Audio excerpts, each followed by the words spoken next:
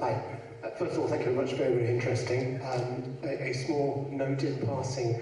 The insertion of false information into referenda in this country is obviously a sensitive topic as well. But my question was, it was really interesting about the insertion of false memories. Is the opposite likely to be true?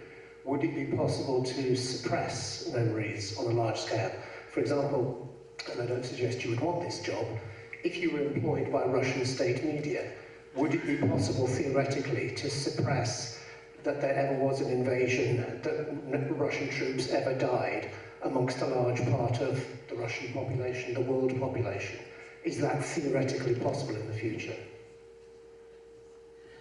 Well, the way I've been asked that question in the past is it possible to erase a memory?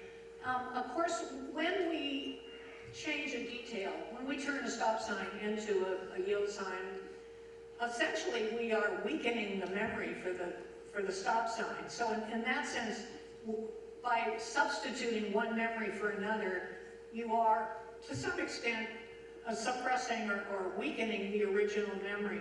We've also tried to deliberately erase memories, and it's harder to do, but I think, you know, I remember in the days of Tiananmen Square when the Chinese government convinced the masses in China that it was the soldiers who were being, you know, attacked, and the aggressors were the poor students who were, you know, actually the protesters, and then they used techniques that maybe were not all that different by just repeating the lie and making people utter the lie and repetition of the lie, and in principle that can suppress the truth.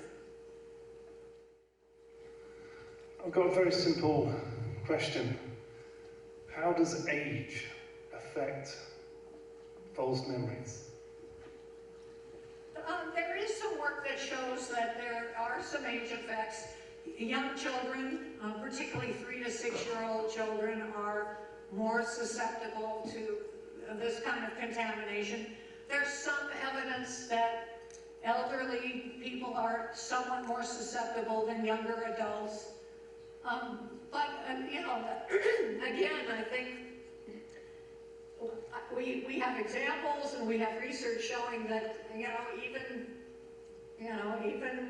even though those groups, there might be that age effect, probably this is something that we're all a little bit susceptible to.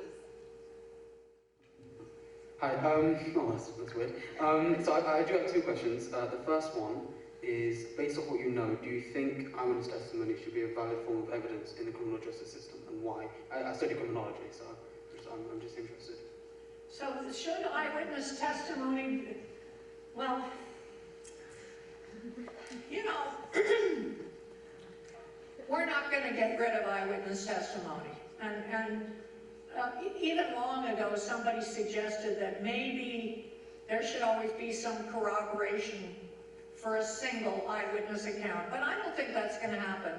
And I'm not sure, I mean, and it would present problems if we had a system that worked that way. I mean, if I see my neighbor come over to my driveway and take my LA Times and walk away with it, I would like to be able to tell somebody. And there's some eyewitness testimony that maybe is fairly trustworthy. There'd be probably many crimes that we wouldn't be able to get very far in terms of prosecuting and getting justice for if we eliminate all eyewitness testimony. So the approach of researchers has been to try to figure out ways to study those ways and then speak out about those ways to make procedures better, so you minimize the chances of faulty memory and wrongful convictions.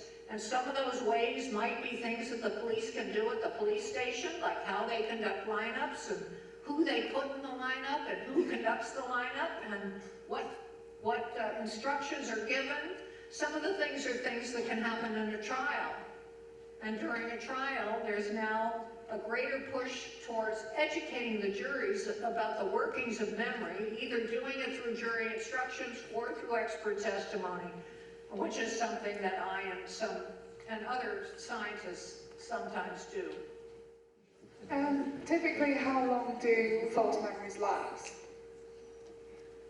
Well, it depends. If a false memory, it's like a false memory is almost like storing, a memory.